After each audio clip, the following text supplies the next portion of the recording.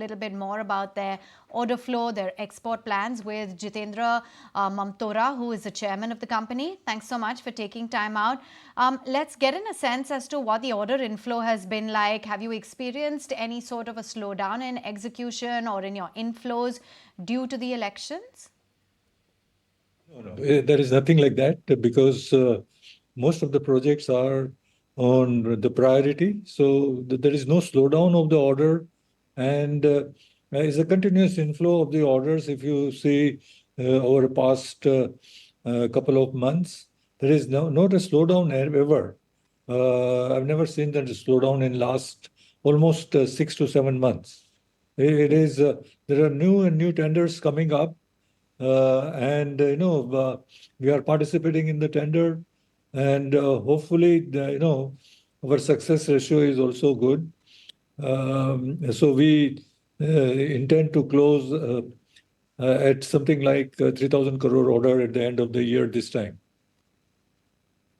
Mr. Mamtora, I want to understand, if I assume that your order book roughly will translate to revenues, right? Because that's the visibility you get. You would do 3,000 crore on the revenue front too, say 12 to 15 months far out. I would understand the rate of new capacity addition which is happening right now, because your orders are growing faster than the sector, and you have recently raised money also to add capacities, right? Yeah. First is from the present setup which we have. We have reduced the cycle time of the transformer from large transformer, I'm talking about, from 48 days to 32 days, and now we are still further reducing it down to, we are working on that to reduce it down to 24 days, which will increase our capacity without adding anything, without adding even the manpower. And then one more thing what we are doing is we are trying to work out with 5 days a week for the workers also.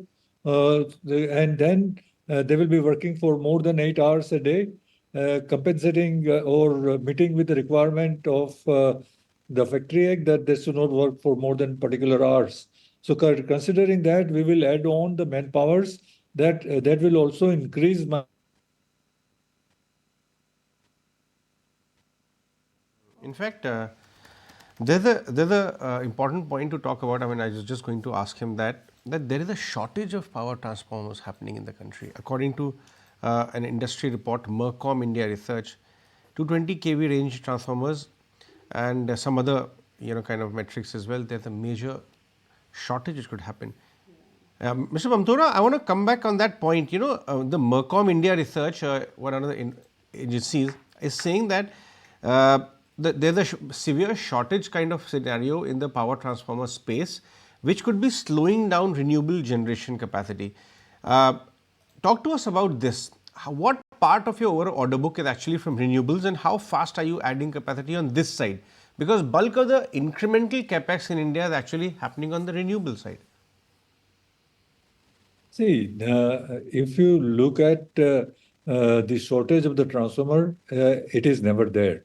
There are other issues related to the slowdown of the supplies, and those are the things which we are taking up with the power grid and the related the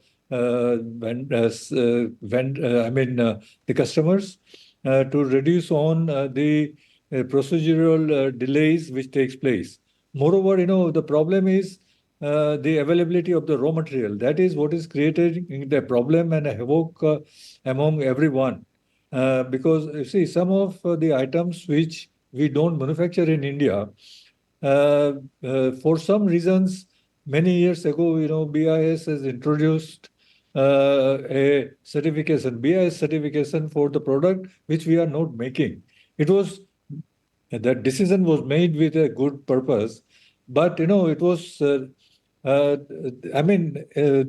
BIS certification is necessary, may be necessary, or I don't think it is necessary in the present context, because see, we cannot challenge the product which has been used by all the people in the world. We are trying to challenge them that you make the material as per this, and they are not asking them to do this. They are just asking them to stamp it with BIS. Now, this BIS certification has created a lot of problem. We are trying to get the time from the Power Ministry to solve this issue. I have taken up the matter with CEA also for removing the BIS for the power transformers, at least maybe just for the smaller transformers where there are the wrong material being used by the people. But for this particular thing, the power transformers, we don't require BIS, and this was also confirmed by Power Grid in one of the meeting with the CEA when it was to be implemented. Before implementing, they called all of us, and then I vehemently argued against the BIS certification because it is not going to add any value to it, except that it is going to increase the price. And in fact, the prices have gone up.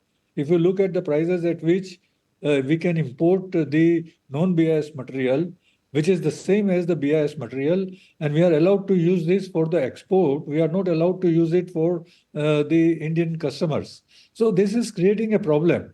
And beside that, there are other vendors to the Mr. transformer. Mamtora, slightly short on time, sorry to interrupt you.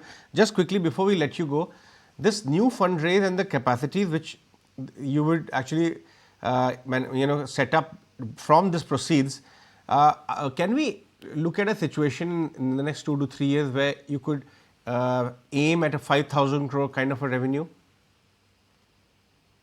Yeah, see, 5,000 kind of a revenue will also be, because of the increase in the raw material prices and increase in the margins also, and overall increase in the improvement of the functioning of the transformer industry. That will also add to the top line. Beside that, we are going for the backward integration for many of the items which we consume ourselves, not only for ourselves, but also for our peers who use that material and which is in short supply. So we are going for a backward integration in a big way, which will also generate the extra top line for us and the margin also for us. Stanley Lifestyle, yeah, that's the listing. Thanks very much, Mr. Mamtora, for your time. If you like this video, then like, share and subscribe to ET Now.